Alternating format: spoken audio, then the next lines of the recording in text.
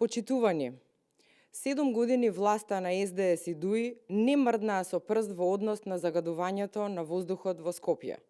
Скопје се гуши подолг период, а последните скоро една деценија градот е на врвот на листите на градови со најзагаден воздух, рамо до рамо до Мумбаи, Киншаса или други градови од по десетици милиони жители од делови на Африка и Азија.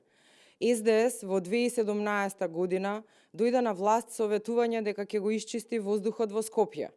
Тогашниот лидер на СДС на партиски митинг во аеродром на цел глас викаше аеродром, аеро, аеро.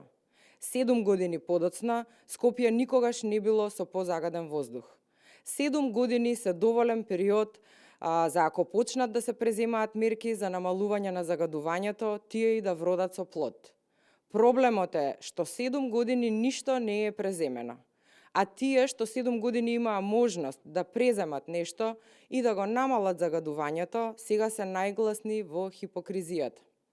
Причината за загадениот воздух има име и презиме, и тоа е СДС и ДУИ. Почитувани, клучот е во системското делување и во големите вложувања во заштитата на животната средина, кои ќе ги исклучат главните фактори на загадување. Во таа насока, владата на ВМРО-ДПМН ќе преземе поголеми системски мерки, кои ќе придонесат за намалување на загаденоста на воздухот, спроведување на детален план, кој ќе резултира со чист воздух и здрава животна средина.